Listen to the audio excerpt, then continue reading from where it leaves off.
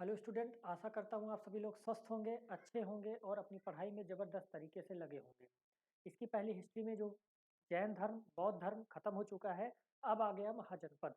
महाजनपद से जितने important questions आपके पेपर के लिए इम्पोर्टेंट है वो सारे कराए जाएंगे। कुछ थ्योरेटिकल पार्ट कराए जाएंगे, उसके बाद इससे रिलेटिव जितने क्वेश्चन बन सकते हैं वो कराए जाएंगे। हमारा चैनल वनडे साथी यूट्यूब चैनल को आप सब्सक्राइब करिए, लाइक करिए, कमेंट करिए, ज़्यादा से ज़्यादा लोग के पास शेयर करिए। तो चलिए स्टार्ट करते हैं आज का क्लास। देखिए कुछ पॉइंट्स हैं, बस इतने ही पॉइंट इस चैप्टर के लिए इम्पोर्टेंट पॉइंट्स ही सिर्फ लिखे गए हैं। इससे बाहर पॉइंट्स में आपको जितनी चीज़ें मैं बता दूंगा, इससे बाहर क्वेश्चंस नहीं बनते हैं इसमें। तो जैसा पहला पॉइंट लिखा है, महाजनपदों की संख्या 16 है। तो सबसे पहला क्वेश्चन यही बन जाता है, टोटल महाजनपद की संख्या कितनी है? 16 है। कितनी है? महाजनपदों की संख्या 16 है। इन 16 महाजनपदों में सबसे बड़ा महाजनपद कौन सा था? मगध था सबसे बड़ा। तो ये भी क्वेश्चन पूछता है कि 16 महाजनपदों में सबसे बड़ा जनपद कौन सा है? तो मगध है। ठीक है। दूसरा दूसरा पूछ रहा है, दूसरा लिखा है, हय्यक वंश का संस्थापक बिंबसार था। ये भी क्वेश्चन डायरेक्ट बनता है कि हय्यक वंश का संस्थापक कौन सा था? बिंबसार था। वह विवाह के आधार पर अपने राज्यों को सुदृढ़ एवं मजबूत बनाता था। इसका मतलब क्या है? जो बिंबसार था वो क्या करता था? शादियां करता था, राजा से लड़ाई करता था, जब उनको जीत लेता था तो उनके साथ शादी कर लेता था, और उससे क्या करता था?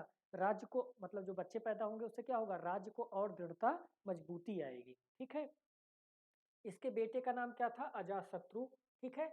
यह अजातशत्रु इसका बेटा था। अच्छा, तो क्वेश्चन यहाँ क्या बनता है कि हय्यक वंश के संस्थापक कौन है? तो बिंबसार है। ठीक है।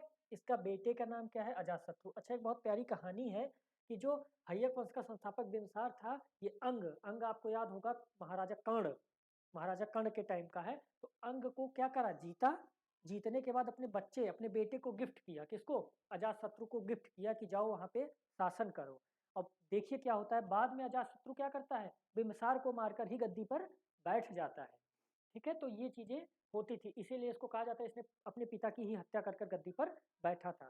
ठीक है। अगला पॉइंट है, हय्यक वंश का अंतिम शासक महाराज नागदशक कौन था? अंतिम शासक। तो पहला क्वेश्चन बनता है, प्रथम शासक कौन था जिसने स्थापना की? बिंबिसार। अंतिम शासक कौन था? नागदशक। ठीक है। तो ये क्वेश्चन दो बनते हैं। अच्छा, नागदशक को कौन मारकर गद्दी पर बैठा? शिशुनाग। शिशुनाग ने क्या किया? नागदशक को मारा और मगध की गद्दी पर खुद बैठ गया, और वहीं पे इसने क्या कर दिया? शिशुनाग वंश की स्थापना कर दी। तो सबसे पहला वंश बनता है हय्यक वंश। दूसरा वंश कौन सा है? शिशुनाग वंश। ठीक है। तो ये भी क्वेश्चन बनता है, हय्यक वंश के बाद कौन आया? शिशुनाग वंश आया। चलिए तीसरा, शिशुनाग वंश राजवंश का मगध पर शासन करने वाला चौथा राजवंश था। ये भी क्वेश्चंस बने हुए हैं। अगला है, नंद राजवंश का मगध पर शासन करने वाला पांचवा राजवंश है। ये क्यों हो गया? अब देखिए, शिशुनाग वंश का जो अंतिम शासक था उसको किसने मार दिया? नंद। नंद वंश के राजा ने। नंद वंश का राजा कौन था? उसने इसको मारा और वो भी गद्दी पर बैठ गया। तो ये क्या हुआ? क्वेश्चन बनता है, प्रथम कौन है? प्रथम है हय्यक वंश। सेकंड कौन है? शिशुनाग वंश। थर्ड उसके बाद कौन सा आ जाता है? नंद वंश। ठीक है। तो वंश में पूछेगा तो हय्यक वंश, फिर शिशुनाग वंश, फिर नंद वंश। नंद वंश का अंतिम शासक कौन था? घनानंद। ठीक है। नंद वंश का अंतिम शासक कौन था? घनानंद। जिसको कौन मारता है? चंद्रगुप्त मौर्य। और ये क्या करते हैं? नंद वंश के अंतिम शासक को मारकर खुद गद्दी पर बैठ जाते हैं और मौर्य साम्राज्य की स्थापना करते हैं। आपको चंद्रगुप्त मौर्य के बारे में ये भी पता होगा कि उनके कौन थे? गुरु चाणक्य, जिन्होंने उनको ज्ञान दिया और वो पूरे भारत पर राज किए। चंद्रगुप्त एक एकलौता ऐसा शासक था जो पूरे भारत पर राज किया था, ऊपर से नीचे पूरा भारत कवर किया था। ठीक है। तो यहाँ से जो इंपॉर्टेंट क्वेश्चन बनेगा वो क्या?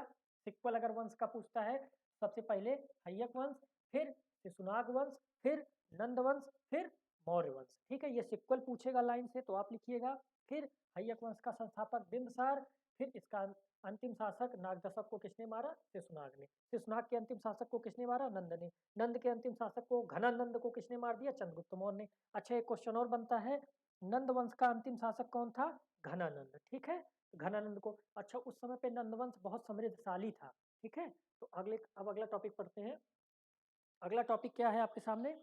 अगला टॉपिक है महाजनपद। देखिए टोटल कितने महाजनपद है? 16 महाजनपद है। ये महाजनपद में आपको 16 के 16 पूरे याद करने की जरूरत नहीं है। कुछ इंपॉर्टेंट महाजनपद लिखे हैं जिसको याद आप कर लीजिए, उनकी राजधानियां याद कर लीजिए, प्रेजेंट टाइम में उनकी भौगोलिक स्थिति क्या है ये याद कर लीजिए, बस आपका काम हो जाएगा। पहला है काशी। काशी उस समय पे महाजनपद का नाम काशी था, उसकी राजधानी क्या थी? वाराणसी। और इस समय प्रेजेंट टाइम में कहाँ है ये? उत्तर प्रदेश में। दूसरा है कोसल। दूसरा है क्या है? कोसल। कोसल की राजधानी क्या थी? श्रावस्ती। इस समय कहाँ है ये? अयोध्या के आसपास क्षेत्र मतलब उत्तर प्रदेश में है। तीसरा है कुरु। कुरु की राजधानी क्या थी? इंद्रप्रस्थ। ठीक है, ये सारे इंपॉर्टेंट ही इसमें ऐसा मत सोचिए कोई इंपॉर्टेंट है, आप अलग से छाट लीजिए। 16 में ये इंपॉर्टेंट है। ठीक है, इंद्रप्रस्थ। इंद्रप्रस्थ कहाँ पे है? दिल्ली मेरठ हरियाणा के आसपास है। ठीक है, अगला है अंग। कर्ण। अंग। अंग कहाँ है? अंग की राजधानी क्या थी? चंपा। और इसका कहाँ पे स्थित है? बिहार में। अगला है मगध। सबसे बड़ा था ये मगध। मगध की राजधानी क्या है? राजगिरी। और ये कहाँ पे था? पटना और गया के आसपास। ठीक है, अगला आता है वज्जी। वज्जी का क्या है? वैशाली। और वैशाली कहाँ पे है? बिहार। ठीक है, अगला है गांधार। गांधार की है तक्षशिला। और तक्षशिला प्रेजेंट टाइम में कहाँ है? पाकिस्तान में। अगला है अवंती। अवंती का कौन है? उज्जैन। और ये कहाँ पे है? मध्य प्रदेश में है। तो यही इतने इंपॉर्टेंट याद करने हैं 16 में आपको। 1 2 3 4 5 6 7 8। सोचिए, आपको मैंने 50% कर दिया, यही 50% कर लीजिए। चाहे वो मिलान वाला क्वेश्चन देगा, चाहे ऐसे स्ट्रक्चर वाला क्वेश्चन देगा, सब में ये ऑप्शंस में आपको 3-4 ऑप्शन मिल जाएंगे। आप वहां से निगलेक्ट कर सकते हो क्वेश्चन को। तो ये क्या है? महाजनपद के नाम है। ये क्या है? उनकी राजधानियां हैं। ये क्या है? वर्तमान में वो कहाँ पे स्थित हैं। तो ये तीनों चीजें जो हैं आपको इंपॉर्टेंट है। क्वेश्चन बनता है महाजनपद काशी की राजधानी क्या है। फिर क्वेश्चन बनता है महाजनपद काशी की जो राजधानी है वाराणसी, उसका भौगोलिक स्थिति इस समय प्रेजेंट टाइम में कहाँ पर है। तो ठीक है, ये आप नोट डाउन कर लीजिएगा। इसकी पीडीएफ आपको हमारे वनडे साथी चैनल पर मिलेगी। चलिए अगले क्वेश्चन पे बढ़ते हैं। अब इससे रिलेटिव जितने इंपॉर्टेंट क्वेश्चन बनते हैं वो है, पहला है बिंबसार के समय मगध की राजधानी कौन सी थी? अभी मैंने बताया ना, मगध की राजधानी कौन सी थी? अभी आपको याद होगा, अभी मैंने बताया कौन सी थी? राजगृह। ठीक है, तो इसका ए ऑप्शन हो गया।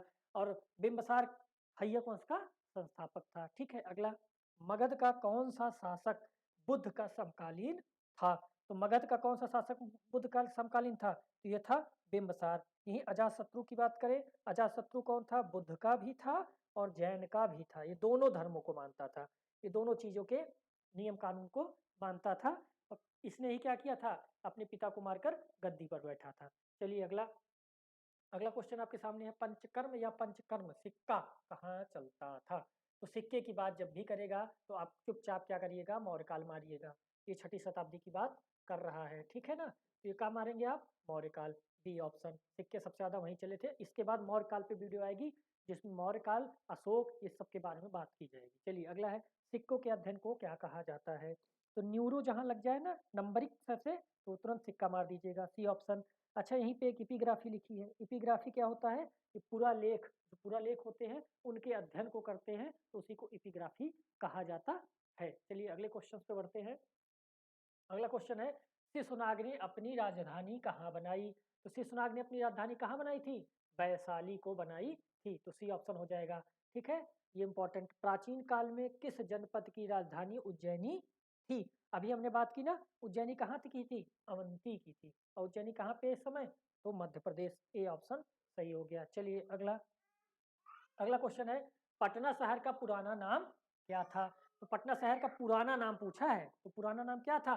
पाटलिपुत्र। पटना का पुराना नाम क्या था? पाटलिपुत्र। चलिए अगला, अलेक्जेंडर ने भारत पर आक्रमण कब किया? तो अलेक्जेंडर की बात करें, अलेक्जेंडर सिकंदर, जो जिसको क्या कहा जाता है? विश्व विजेता कहा जाता है। अच्छा, इस पे एक कहानी भी है। वो विश्व विजेता था तो उससे सब कहे कि आप जाओ भारत में लड़ाई करो। तो भारत में जब आया, विश्व विजेता तो था, बट भारत में लड़ने से पहले वो बहुत सोचा विचारा। ठीक है, अब देखते हैं अगला। तो अलेक्जेंडर भारत पर आक्रमण कब किया? तो कब किया है?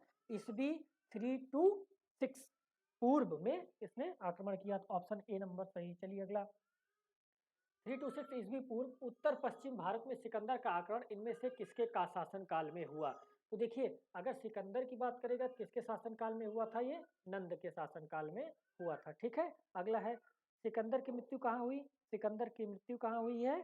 तो ये आ जाएगा आपका बी ऑप्शन, बेबी नॉल।